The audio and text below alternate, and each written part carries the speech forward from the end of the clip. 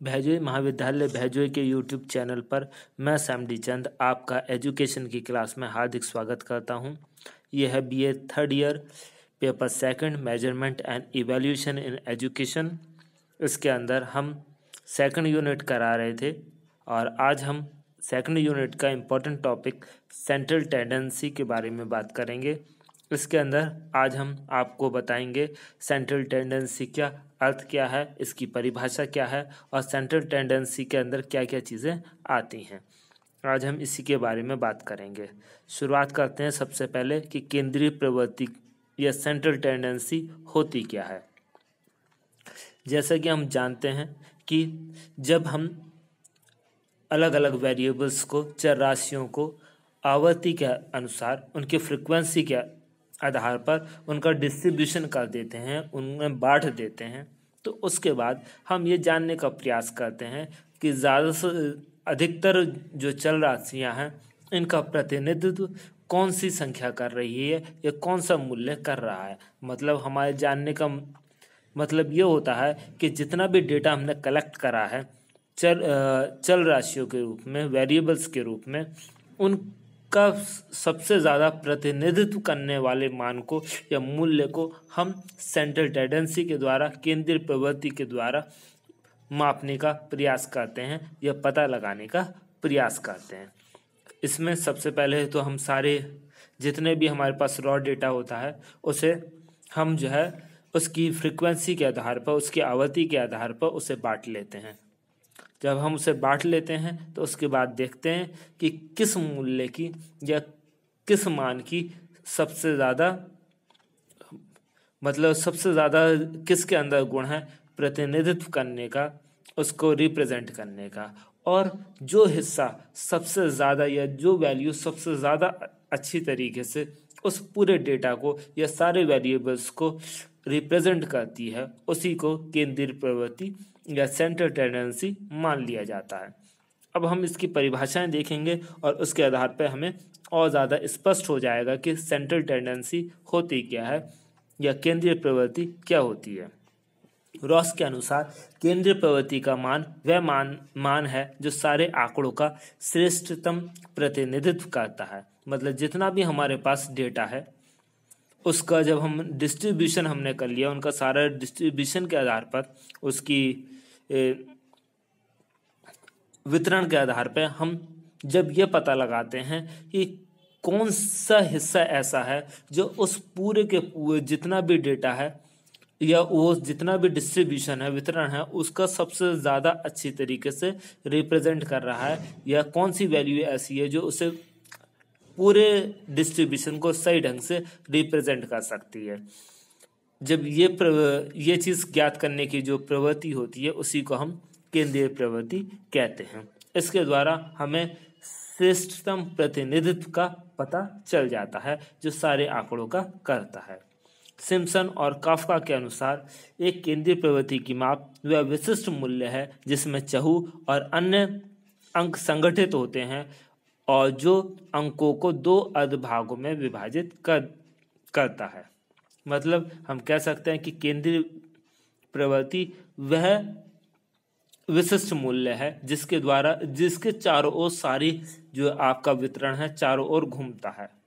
मतलब जितनी भी संख्याएं हैं वो सब उसके चारों ओर ही संगठित होंगी और वो संख्या या वो विशिष्ट मूल्य सारे वितरण को दो भागों में बांट देता है। मतलब जितना भी वितरण है उसका आधा उसके ऊपर और आधा उस मूल्य के नीचे पाया जाता है। इस प्रकार हम कह सकते हैं वो जो विशिष्ट मूल्य है जो केंद्रीय प्रवृत्ति के द्वारा हमें पता चलता है वो बिल्कुल सेंटर में होता है, इसलिए उसे हम केंद्रीय प्रवृत्ति कहते हैं। और केंद्रीय प्रवृत्ति की माप द्वारा उसी विशिष्ट मूल्य का पता लगाया जाता है। टाटी के अनुसार ये केंद्रीय प्रवृत्ति एक प्रकार से श्रृंखलाबद्ध वस्तुओं का औसत या विशिष्ट मान है। इसका अर्थ श्रृंखला को इस औसत मान के रूप में सारांश प्रदान करना है।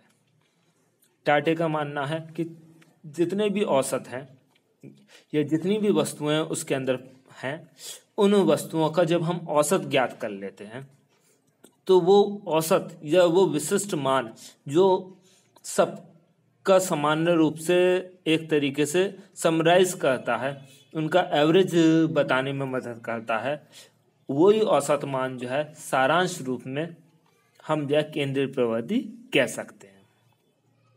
जेपी गिलफोर्ड के अनुसार व्यक्तियों के निरीक्षणों के एक समूह के केंद्रीय मूल्य को इंगित करने वाला एक औसत होता है।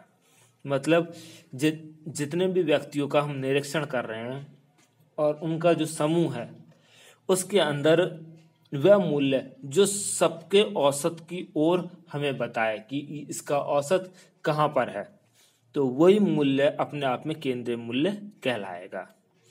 इन परिभाषाओं के आधार पर हम कह सकते हैं कि केंद्रीय मूल्य या केंद्रीय प्रवृत्ति की माप से तात्पर्य उस माप से है जिसके द्वारा हम किसी भी आंकड़े की जब आवर्ती वितरण करने के पश्चात ऐसी चल राशि का या ऐसे प्रतिनिधित्व करने वाले मूल्य को ज्ञात करने का प्रयास करते हैं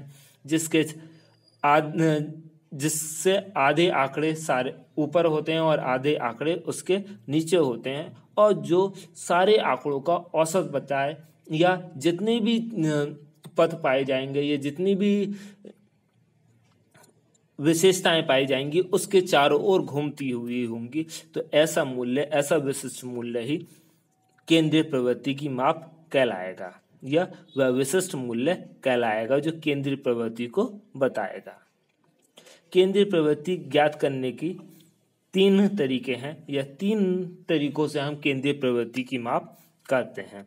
पहला है मध्यमान, दूसरा है मध्यांक और तीसरा है बहुलांक। केंद्रीय प्रवृत्ति के महत्व के बारे में बात करते हैं कि केंद्रीय प्रवृत्ति का महत्व क्यों है, हम क्यों इसका पता लगाते हैं। सबसे पहला महत्व यह है कि इसके द्वारा हमें पूरे समूह का प्रतिनिधित्व करने वाले का पता चल जाता है। जो केंद्रीय प्रवृत्ति से समूह का कौन सा प्राप्तांक या कौन सा विशिष्ट मूल्य पूरे समूह का प्रतिनिधित्व कर रहा है, रिप्रेजेंट कर रहा है, उसका हमें पता चल जाता है। इसके अलावा 2 या 2 से अधिक समूहों के कार्यों, गुणों की तुलना करने में केंद्रीय प्रवृत्ति की मापों के द्वारा हम आसानी से कर सकते हैं। 2 समूह हैं, हमने उनकी केंद्रीय प्रवृत्ति का पता लगा लिया, तो उसके आधार पर हम उन दोनों समूहों में आसानी से तुलना कर सकते हैं। इसके अलावा उच्च सांख्यिकी विश्लेषण में केंद्रीय प्रवृत्ति को मापों का बहुत ज़्यादा महत्व है। जब हम सांख्यिकी के स्तर में उच्च लेवल का विश्लेषण करना चाहते हैं तो केंद्रीय प्रवृत्ति के बिना हम नहीं कर सकते।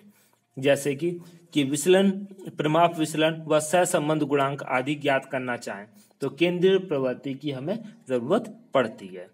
केंद्रीय प्रवृत्ति की माप का प्रदत्त विश्लेषण का प्राथमिक योगदान होता है, इनके बिना सांख्यिकीय अनुमान संभव नहीं है। केंद्रीय प्रवृत्ति क्या है? सब जितने भी प्रदत्त हैं हमारे पास, जितने भी डेटा है, उसका सबसे पहला विश्लेषण है। केंद्रीय प्रवृत्ति के आधार पर ही हम कोई अनुमान लगा सकते हैं। अगर हमें रॉ डेटा के आधार पर या डेटा के जितने भी हमारे पास पद हैं या वेरिएबल्स हैं उनके आधार पर अगर कोई भी विश्लेषण करना है तो उसकी सबसे पहली कड़ी है कि हम उसकी केंद्रीय प्रवृत्ति निकालें, और केंद्रीय प्रवृत्ति निकाल कर ही हम किसी प्रकार का सांख्यिकी अनुमान लगा पाएंगे। इसके बाद हम सबसे पहले जो केंद्रीय प्रवृत्ति की 3 माप बताई थी उसमें जो प्रथम माप है मीन, उसकी हम परिभाषा का अध्ययन करेंगे कि मीन अपने आप में होता क्या है।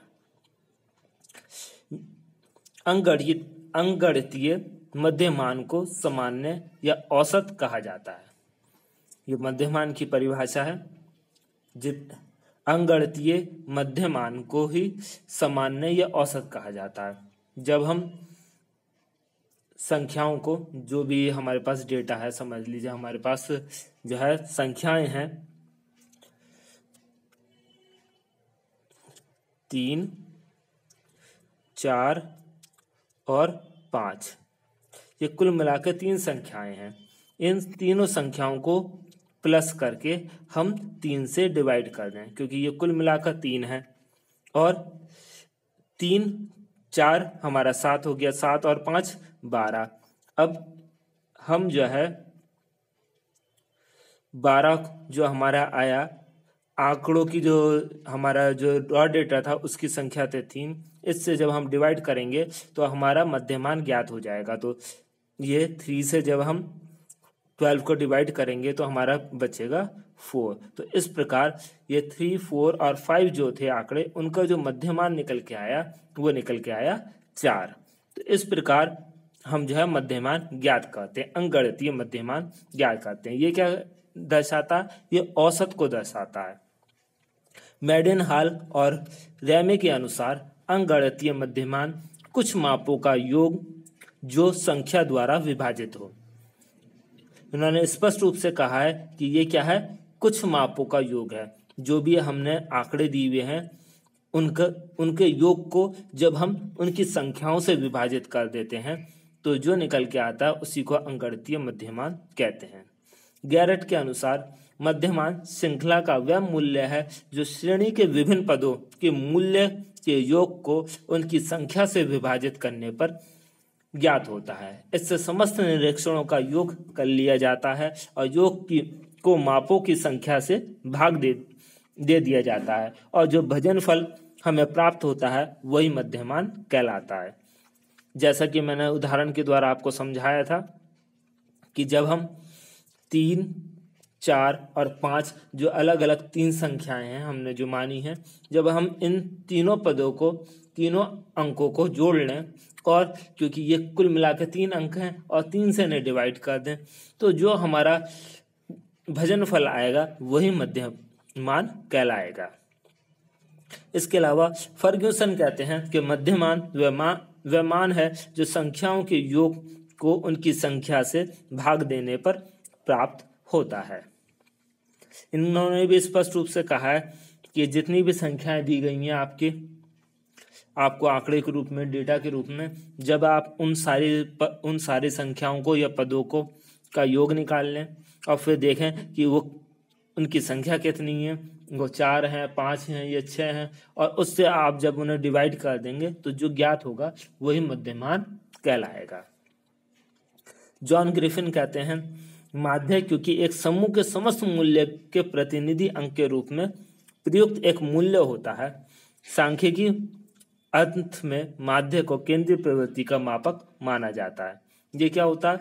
जितने भी मूल्य हैं हमारे समूह के अंदर उन सबका प्रतिनिधि अंक है, इसलिए क्योंकि ये प्रतिनिधित्व करता है इसलिए केंद्रीय प्रवृत्ति का मापक कहलाता है। F.C. मिल्स कहते हैं कि माध्य किसी वितरण का संतुलन केंद्र है। मतलब इसके द्वारा जितनी भी डिस्ट्रीब्यूशन पाया जाता है, जितना भी वितरण पाया जाता है, हमें उसका केंद्र बिंदु पता चल जाता है कि ये जो है इसका केंद्र कहाँ है और केंद्र के आधार पर हमें इसका संतुलन हम ज्ञात कर सकते हैं।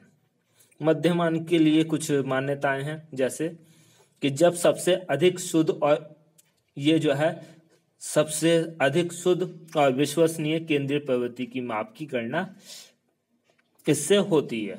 ऐसी मान्यता है कि अगर हमें सबसे शुद्ध माप करनी है तो हम जो है मध्यमान के द्वारा कर सकते हैं। इसके अलावा जब वितरण सामान्य हो, मतलब मध्यमान तभी ज्ञात किया जा सकता है जब वितरण सामान्य रूप से हो।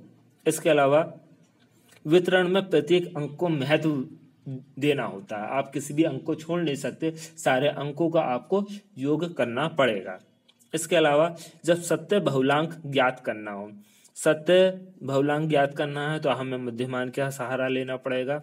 और जब हमें तुलनात्मक अध्ययन करना हो, आपस में हमें तुलना करनी हो दो समूहों के बीच में, तब भी हम जो है मध्यमान का उपयोग करते हैं। इसके अलावा मध्यमान का प्रयोग उस समय भी किया जाता है जब प्रमाणिक विचलन मतलब स्टैंडर्ड डेविएशन और सहसंबंध आदि की गणना करनी हो। अगर ये सारे काम करने तब भी हम मध्यमान का उपयोग करेंगे।